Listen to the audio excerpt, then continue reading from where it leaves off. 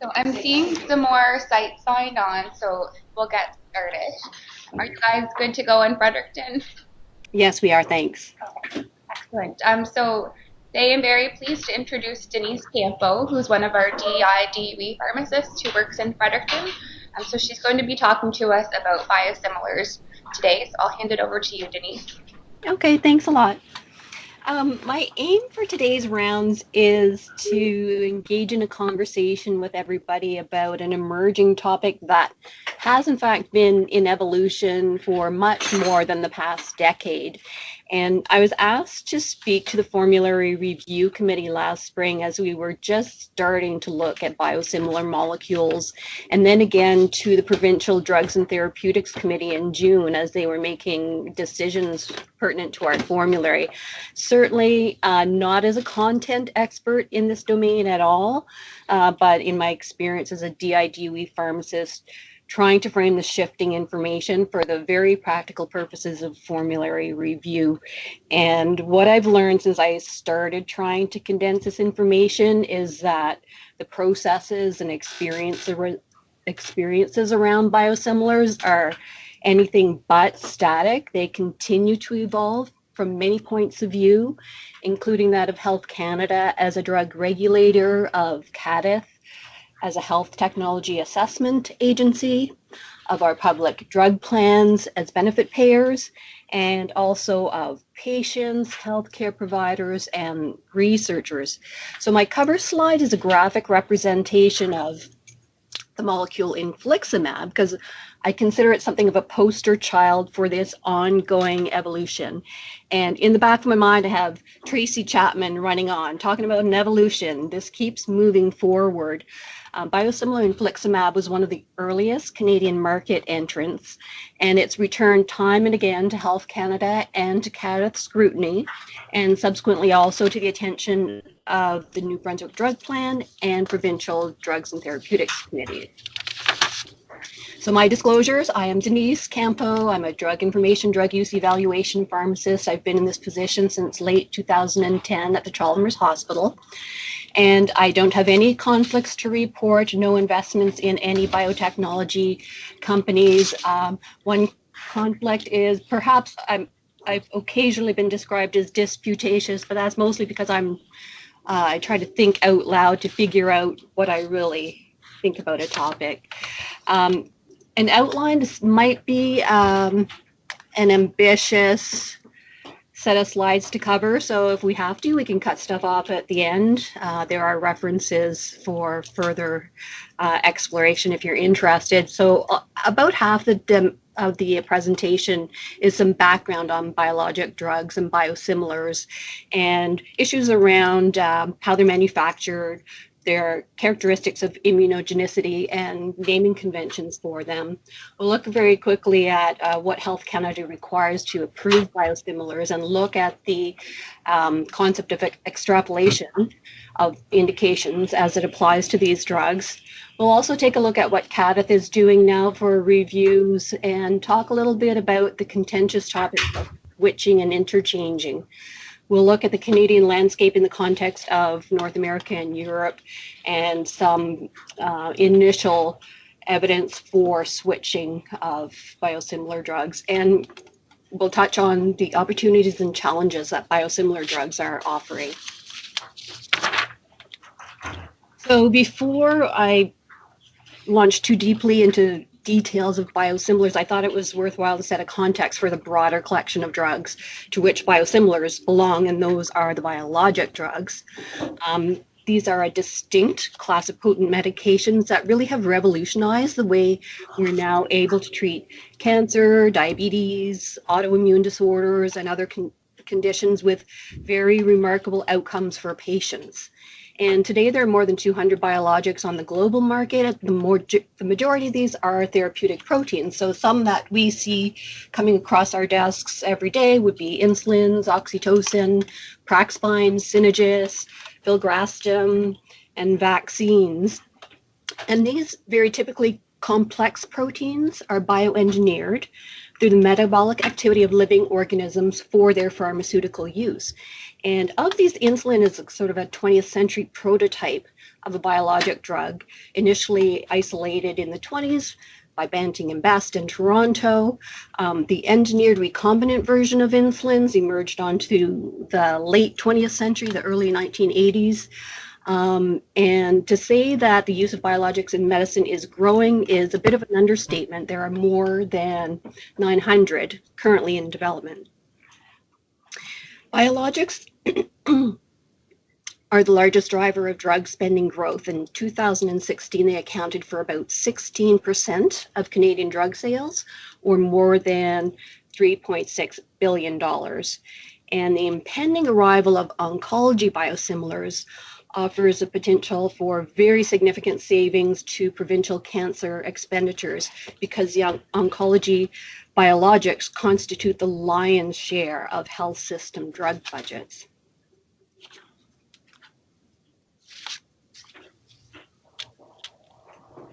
So just backing up a little bit to take a look at the manufacturing process for biologics and of course their biosimilars. It's quite complex and it involves living cells and several stages of production. So living cells might include bacteria or yeast, hamster ovary cells, murine cells, and there'll be several stages of production, purification, validation of the final product, and then its formulation into the final packaging format. So gene sequences are introduced into the cellular systems, and these cellular systems act as the individual manufacturing facilities for the product. And the specific environmental conditions, the growth media, the nutritional components, the temperature at which they're housed, these produce a mixture of isoforms, which are different versions of molecules with identical amino acid sequence. So even though they have the same amino acid strings, they might come out a little bit different because of conformational changes depending on their temperature, their media. So even very small changes in the production process can alter the final structure and function of the protein, and therefore has a potential to alter their efficacy and safety. So over time, as manufacturing processes change, which they will do over time for reference biologics as well as for biosimilars, there is a drift in the character of both the reference biologic and in parallel of the biosimilar. And batch-to-batch variation is inherent in the process, and it's acceptable within specified limits. So what are biosimilars? They are subsequent versions of biologic drugs which are marketed on patent expiry of the reference brand. Patent expiry opens opportunities for market competition with potential for reduced costs and increased access. Now, because the manufacturing details of the innovator product are proprietary and highly guarded secrets, a biosimilar has to be reverse engineered from its innovator product. So they accumulate a bunch of their reference molecule, they start with that molecule, and using sophisticated analytical tools and clinical knowledge, they create a unique but parallel proprietary process from the end of the line to the forward to create a molecule that's highly similar to the original.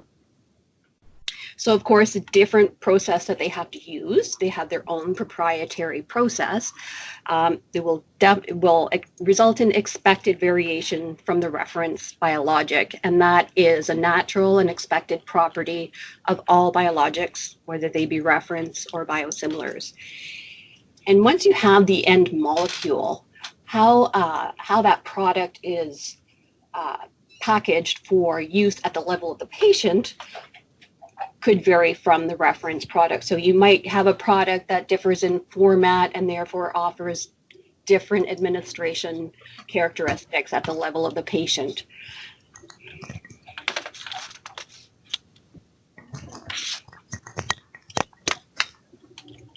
Developing a biosimilar takes between 5 and 9 years and costs between $75 and $250 million. And that would be in comparison to development of generic drugs, which typically takes about 3 years and costs $2 or $3 million.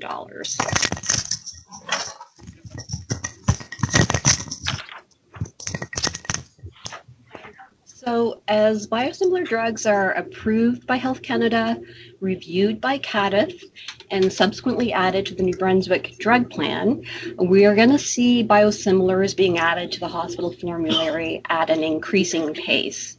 So, as of June 2018, the hospital formulary includes biosimilar insulin glargine as Basaglar, biosimilar infliximab as Inflectra, and biosimilar filgrastim as Grastofil.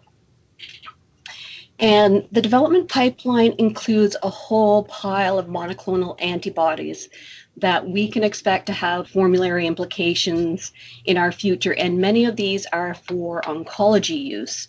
Drugs like bevacizumab, panitumumab, pertuzumab, ranibizumab, rituximab, and trastuzumab. Now all that is really outside of the domain of my experience, but because biologic molecules are so highly represented in oncology, we're going to start seeing a lot of these MABs coming to market in biosimilar formats. And PCODER, or the Pan-Canadian Oncology Drug Review, right now is reviewing its first oncology biosimilar, bevacizumab. They expect that review and pricing negotiations are expected to be completed sometime this year. And a couple more oncology biosimilars are headed into the pipeline for this year, including trastuzumab for Herceptin and rituximab for Rituxan. So these are expected on the Canadian market by late 2019 or early 2020. So these are not new therapies. These are molecules that we've seen before and we've used in context of delivering patient care, but we can't consider them generics and we can't consider them interchangeable molecules. They're highly similar to the reference products, but we have to distinguish carefully between the emerging products. So just for a little more context about biologic drugs. In contrast to the biologics, small molecule drugs that we're most familiar with, that make up the majority of drugs that we encounter on a day-to-day basis, small molecule drugs have consistent molecular structures, which is a specific sequence of specific atoms in specific conformations, and they're chemically synthesized through defined and reproducible chemical reactions. Small changes in manufacturing processes of these small molecule drugs aren't likely to cause alterations to the final product, so they can be determined to be interchangeable.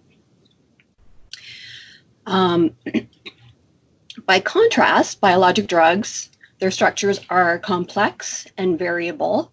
They consist of a specific sequence of amino or nucleic acids and sugars, but they are of orders of magnitude larger than the small molecules, with secondary and tertiary structures of great complexity, and many of them have added glycans or other components which add to their complexity.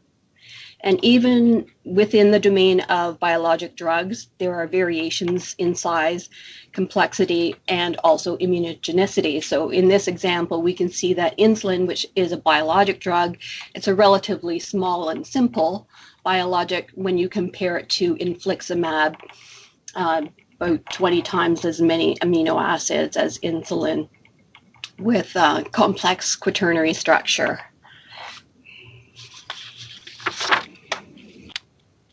So rather than generics of their originating molecules, biosimilars could be considered replicates, not duplicates.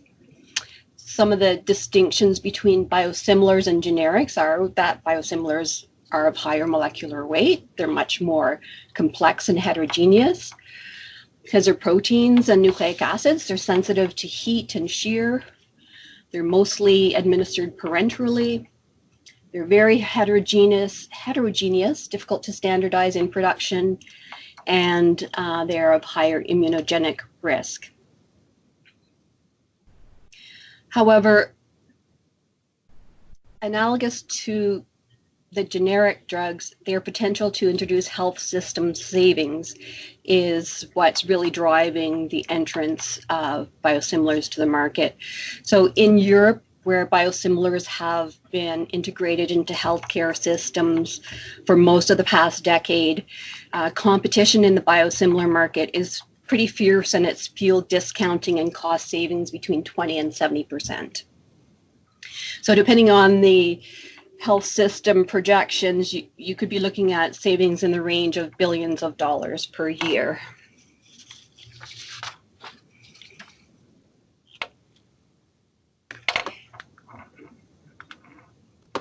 So one important feature that does distinguish biosimilars from generic drugs is their perceived or actual immunogenic risk, their ability to trigger an immune response.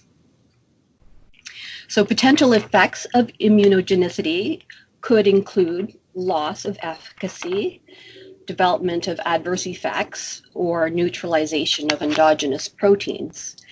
However, for most biological products, the presence of antibodies has no adverse health consequences. And in some cases, immunogenicity might be the intended effect of the biologics, say, for example, when you're using a vaccine.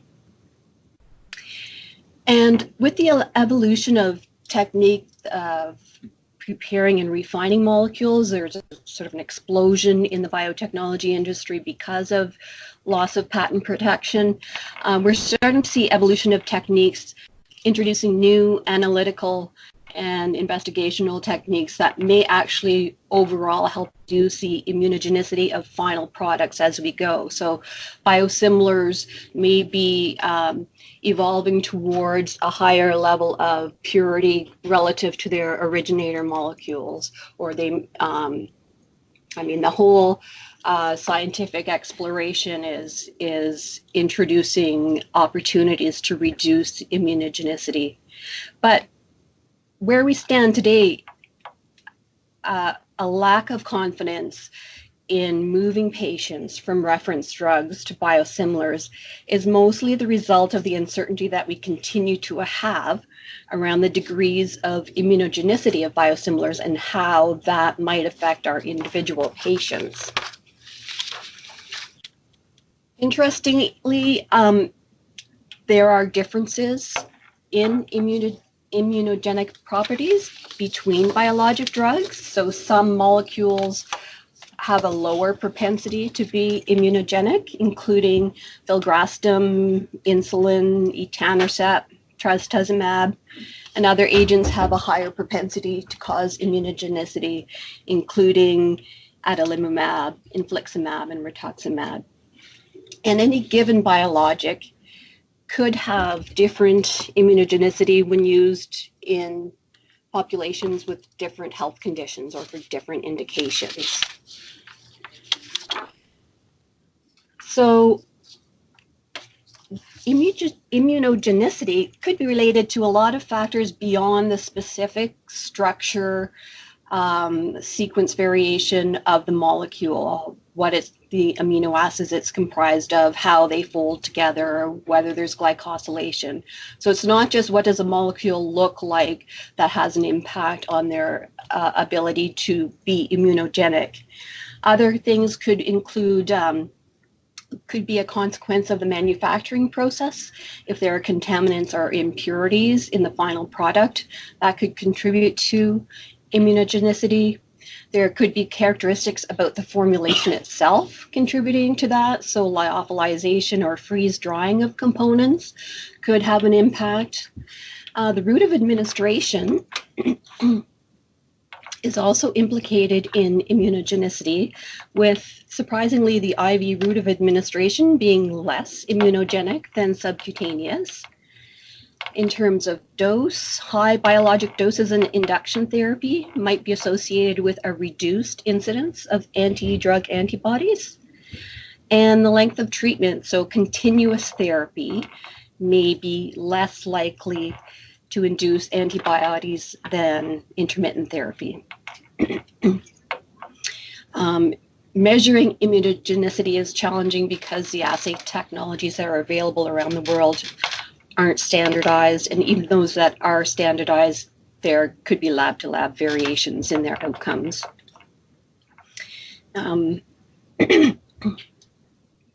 Patient characteristics can also affect immunogenicity of a molecule. So if you have a patient with an impaired immune system, they would be less likely to develop antibodies than patients with intact immune system. And likewise, if you have a patient with background immunosuppressive therapy, they would be less likely to suffer from immunogenic reactions because that is being suppressed extrinsically. And then, of course, there are any number of unknown factors. So with all the potential concerns around whether biosimilars can be delivered safely to patients, it's challenging, or it's increasingly important to keep track of the molecules that are out there because they keep multiplying. So our practice has been to date to prefer the use of generic terms for molecules or international non-proprietary names, but that system is possibly not specific enough for distinguishing between multiple highly similar but not identical versions of the same molecule. So just for an example, epoetin alpha, marketed as reference products Epogen, Eprex, or Procrit, will be referred to differently depending on the country of origin. So in Europe, epoetin alpha would be the term applied to a biosimilar, which doesn't distinguish it at all from the reference product. In Japan, they add a suffix, BS, epoetin alpha BS.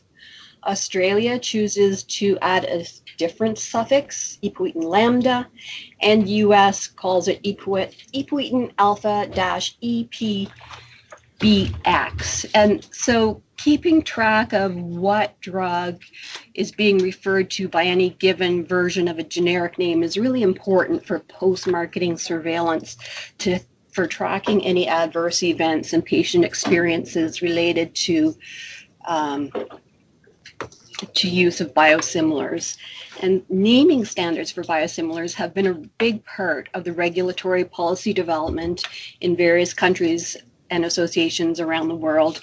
And currently there's no global consensus on naming methods for biosimilars. The US method is to affix like a random set of 4 letters following the INN. So recognizing the importance of precision in naming, a lot of background work has been done in Canada to establish our own naming convention. And so this is work done by Health Canada in collaboration with ISMP. They did online consultations early last year on naming biologic drugs. They included healthcare providers, consumers, drug manufacturers, drug plans, and IT providers for feedback on how to safely name biosimilars. 3 naming strategies were proposed and stakeholders were asked to provide feedback on them. One of the options was modeled on the US use of a random 4-character suffix. But as a result of that stakeholder consultation, just last month on February 14th, Health Canada published a statement about naming biologic drugs, and they advise that both the brand name and the non-proprietary or generic name should be used throughout the medication use process so that all biologics can be distinguished from another. So prescribing by both brand name and generic name supports the accurate selection, dispensing, and correct identification of the brand in case of adverse events. So This is the kind of stuff that we talk about a lot at DIDUE because we have to write a lot of information down and try to be consistent across our documents. So we had previously established in our internal writing standards a method for distinguishing between originator and biosimilar molecules. So our practice is to use the generic and the brand name, and it adds we add the prefix biosimilar where appropriate for added clarity. And so I just provide this example of infliximab or Remicade being the parent biologic, and biosimilar infliximab or Inflectra being a biosimilar option, as well as biosimilar infliximab Renflexis is now a second option for that same drug. But there certainly remain challenges in embedding this many characters in software and other electronic documentation systems.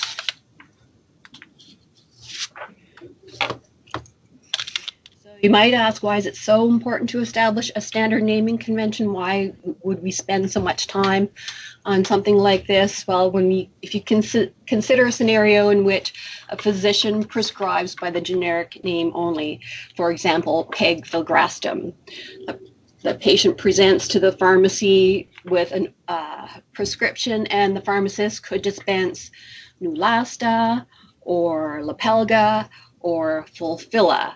They all have the same generic name, pegfilgrastim.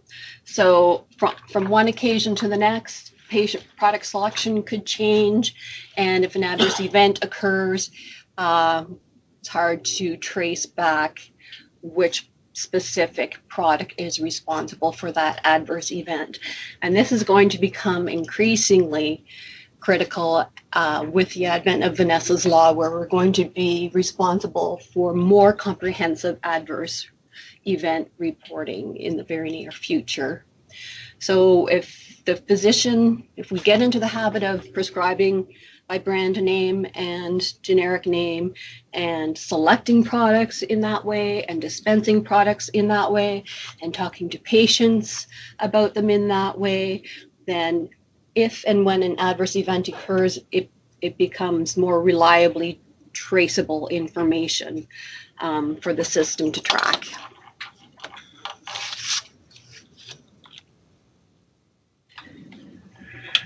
So as we're seeing more and more biosimilars emerge, it's probably useful to have just a general understanding of the regulatory requirements required for their approval by Health Canada for use in the Canadian setting. So biosimilars must follow a new drug submission process. It is distinct from the process required of innovator biologic drugs and of the process required for generic drugs. Extensive and rigorous comparability studies are intended to establish a high degree of similarity and to rule out clinically meaningful differences between the biosimilar and its originator.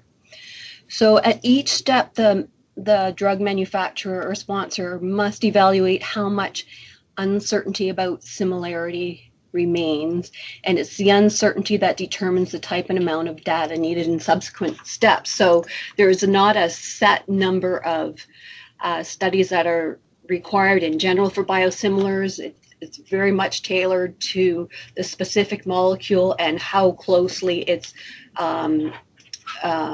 demonstrating itself to be in the lab as the tests accumulate. And the testing, the array of tests that are required to be reported is guided by the uncertainty. The more certain we are, the fewer tests and fewer data that needs to be submitted to Health Canada. So in general, the weight of the data, so the dark blue portion of this triangle, the weight of the data required for biosimilar approval is the chemistry and manufacturing data with extensive side-to-side study of structure and function. So that is like amino acid sequence, high order structures, post-translational modifications, pegylations, could be enzyme kinetics, biological assays, binding assays, purity tests. Generally, 250 or more tests are performed, and that compares to typical manufacturing processes for a chemical drug of about 50. If similarity is well established in the early studies, as I mentioned, some of the testing could be waived. So following the quality studies or the scientific studies, non-clinical studies in animals are required to establish pharmacodynamics and pharmacokinetics and toxicology, again designed to detect differences with the parent drug. And clinical studies act as a complement to the accumulated basic science. So clinical studies are in the yellow zone in this slide, and they're considered confirmatory, part of the totality of the evidence. And again, they must demonstrate no clinically meaningful difference with the reference drug. And both biologics and biosimilars also require risk management plans for post-marketing surveillance and data tracking. So an interesting thing about the approval of biosimilars is that clinical data from only one of multiple possible indications might be sufficient for approval. So Health Canada could approve the biosimilar for added indications without clinical studies having been conducted in those populations. Leveraging the clinical evidence of the reference products reduces the overall costs and time required for biosimilar drug development. A biosimilar can only be approved for indications previously approved for its reference, and it might be approved for a subset of those indications or for the full range. It really depends on what the manufacturer wants to apply for. If they don't apply for an indication, it won't be granted. So an interesting example, what I think is an interesting example, is for biosimilar etanercept or Erelzi. And the clinical study for this biosimilar was conducted in plaque psoriasis, moderate to severe in adults. Now the reference product, Enbrel, it's indicated for rheumatoid arthritis, ankylosing spondylitis, and polyarticular juvenile idiopathic arthritis, as well as arthritis, psoriatic arthritis and plaque psoriasis. So it's got all the arthritis indications and it's got psoriasis indications. So Erelzi was studied in patients with plaque psoriasis, but the manufacturer applied for and was granted authorization for the arthritis indications only. The psoriasis indication was not sought and it wasn't granted, which seems like a curious state of affairs. But reading a little bit more about that story, it seems that patients with psoriasis are a highly sensitive immunocompetent population, which enhances the ability of the trial to sensitively detect differences in efficacy and immunogenicity. And in psoriasis, there's typically no concomitant immunosuppressive therapy, which again makes this population more sensitive to differences. And also in psoriasis, you have access visually to the disease, which is apparent to the naked eye. You can see the plaques, you can measure them, you can see if they're reducing in size, and you can rate them for severity. So interestingly, Erelzi, studied in psoriasis, approved for arthritis indications. Following Health Canada approval, CADTH typically performs exhaustive reviews of new agents, and that process has evolved over the course of time to increase system efficiencies like so many other aspects of biosimilar development. So in the early days of biosimilar introduction in Canada, CADTH was conducting full systematic reviews, all the scientific, clinical, economic, and patient data to support making a recommendation to list or not list for drug plans. And that's an exhaustive process, takes a lot of time. It inserts an added interval between approval of a product and availability of it on public drug plans. So last year, CADTH took a look at what it was doing, saw that it was reproducing a lot of the work that Health Canada was already doing on the basic science evidence for the product. So they streamlined their approach to summarize the basic science, to coordinate it with some cost considerations and patient considerations, and to publish a biosimilar summary dossier on the CADTH website. And they no longer make public drug plan reimbursement recommendations for biosimilar molecules. And now, because I guess the upshot of that is because CADTH's process is streamlined, we're going to see a faster progression of biosimilars from approval to public drug plan listing, and therefore also to healthcare facilities and the New Brunswick Hospital formulary. This is kind of a busy slide just to give you an idea of the Canadian landscape in the context of Europe and the US. So Europe has really been the leading area globally in introducing biosimilars since 2006.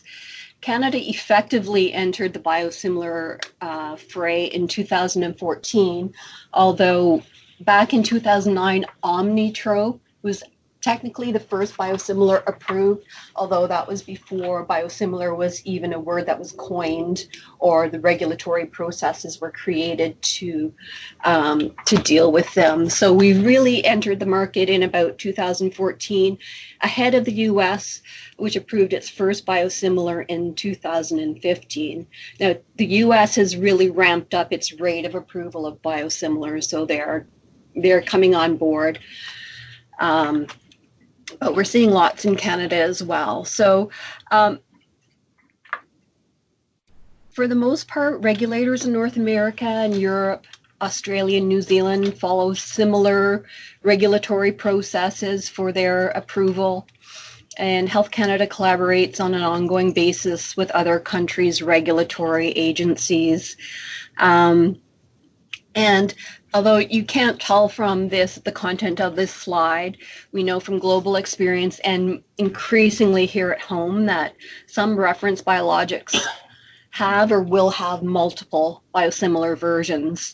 Examples around the world are numerous, including epoetin, filgrastim, infliximab, adalimumab, and folitropin. So in Canada, we have Enbrel plus 2 biosimilars, Erelzi and Brenzis. We have Remicade plus 2 biosimilars, Inflectra and Renflexis. And we have Neulasta plus 2 biosimilars, Lepelga and very recently Fulphila.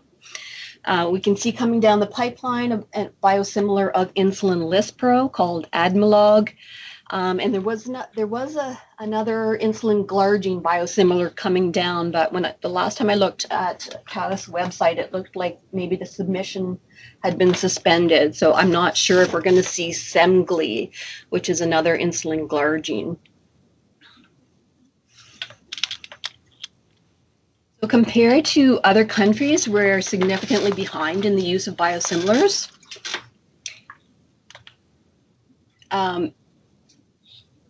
In 2016, the adoption rate for biosimilar infliximab was 1% in Canada, and that compares to 82% in Norway and 90% in Denmark for 2015.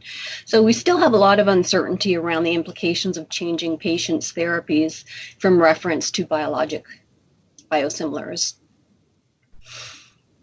Although the term switching generally refers to a one-time change from a reference biologic to a biosimilar, it could also refer to a change from a biosimilar back to a reference biologic or from one biosimilar to another. And switching is considered to be a shared prescriber-patient decision to change that patient's medication based on the unique considerations of that patient. On the other hand, interchange is something that we're used to in terms of generic drugs, and it's considered a jurisdictional decision about a drug being expected to have the same clinical results as the reference drug in any given patient. And in Canada, we have no guidance built into Health Canada's regulatory system to address the concept of interchangeability of biosimilars with their reference biologics. Interchangeability is considered a drug plan decision. CADIF doesn't make any recommendations on whether one therapeutic product can be interchanged to another, and certainly the New Brunswick jurisdiction or New Brunswick Drugs Plan makes no statements about switching or interchangeability. And this is a little bit in contrast to the US, where the FDA has built-in processes for manufacturers to abide by to demonstrate interchangeability of their biosimilar with the reference product. And that typically requires multiple switching back and forth between agents. And Australia also has a system of interchangeability, which they determine on a case-by-case basis. They call it A-flagging. So any A-flag biosimilar could be considered to be interchangeable with its reference drug. So why is this an issue? For infliximab alone, European budget impact analyses have estimated savings in the hundreds of millions of euros for one molecule alone. And so we can certainly see savings if we start naive or new patients on biosimilar drugs relative to the reference drugs. But substantially higher savings would be possible if interchange is permissible. And within the Canadian setting, discussions are taking place on a national level regarding policies for switching, and some signals for change are starting to appear.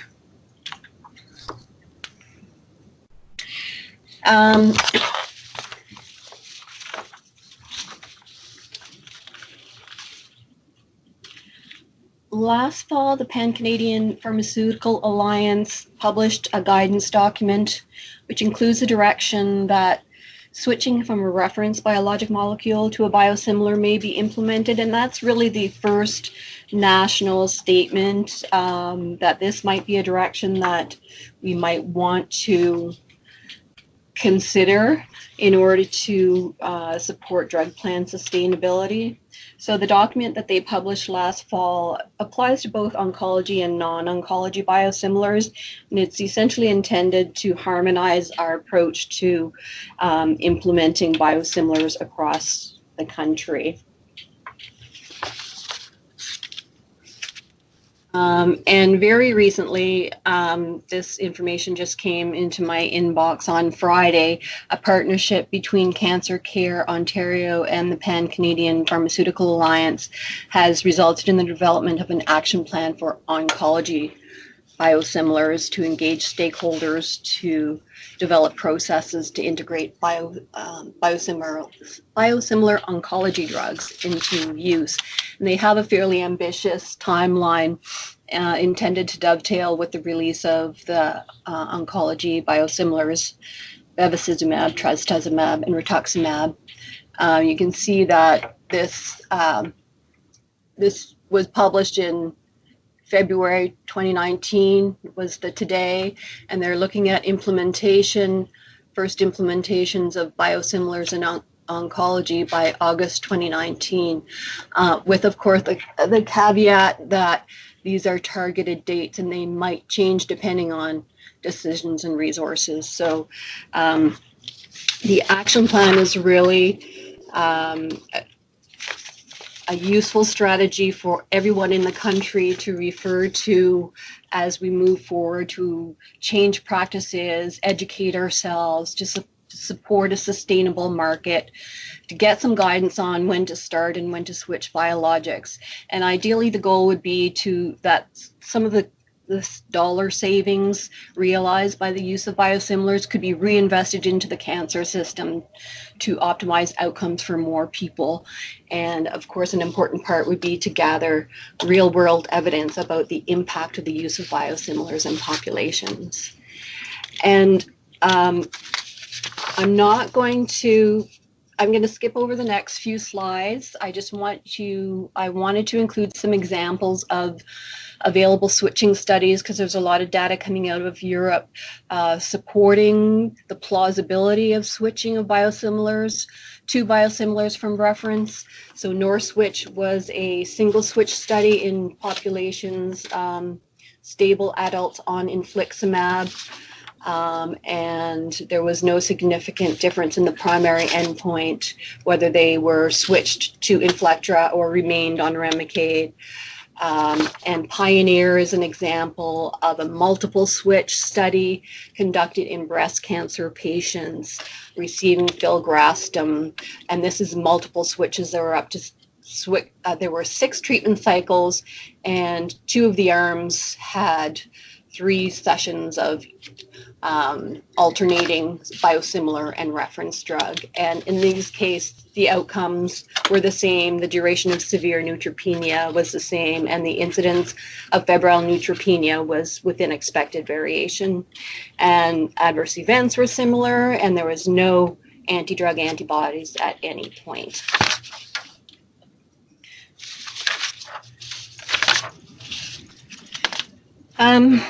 So I guess the bottom line is that biosimilars are expected to reduce treatment costs and increase patient access, providing new treatment options. In the European Union, guideline endorsed use of erythropoietins, GCSF, and human growth hormone increased following the launch of biosimilars, meaning that more patients who were eligible for the treatments received them. So cost reductions ranging up to 40% are estimated for biosimilars, and they are even more relevant if patients can be switched safely to biosimilars. We know right now that switching continues to be a concern for physicians, patients, and other practitioners, and there is a lack of consensus for best practice, and there are lots of questions for how all of these developments will affect the New Brunswick Hospital formulary.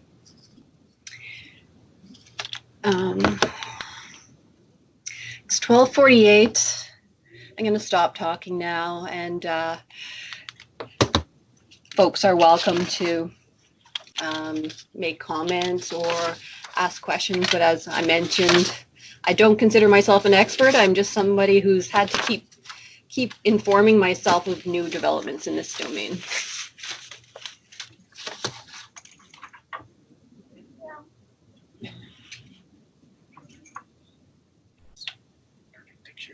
Are there any questions? I wonder if, can you guys hear me? We can hear you, Denise. There's Okay. one question here in St. John. Pardon me? We have one question here in St. John from Diane.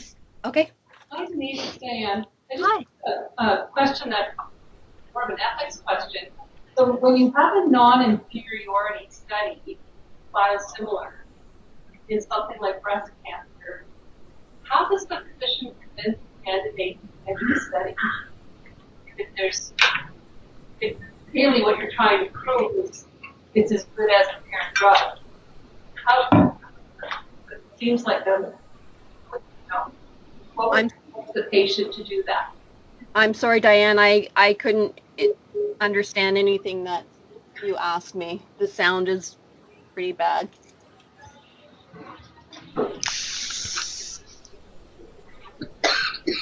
So my question is just one of more of an ethics type question.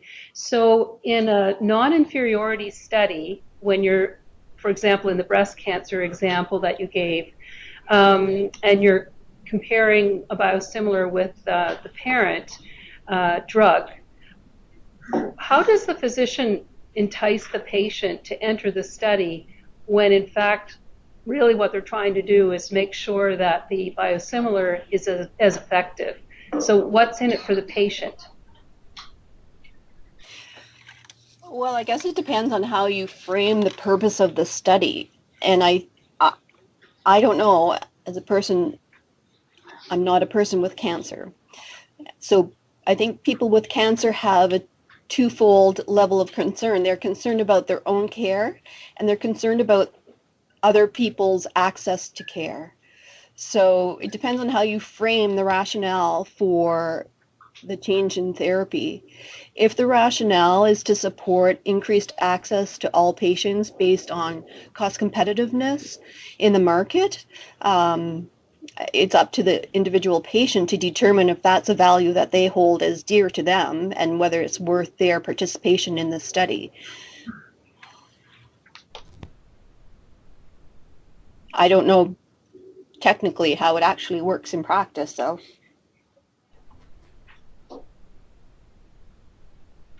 And I guess my question was really open for anybody because anybody in the audience might have some experience or thoughts on that. I just wondered how that actually works.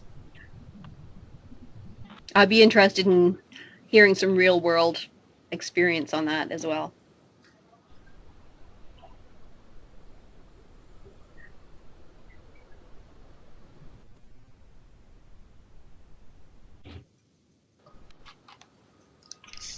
If there's no more questions, thank you very much, Denise, for presenting today. I'll send out evaluations to people this afternoon, so if you want your Form M, it takes about 5 minutes to complete. And if those of you attending on Skype can send me your attendance today, either through fax or email, that would be much appreciated. Thank you. All right, thanks a lot, guys.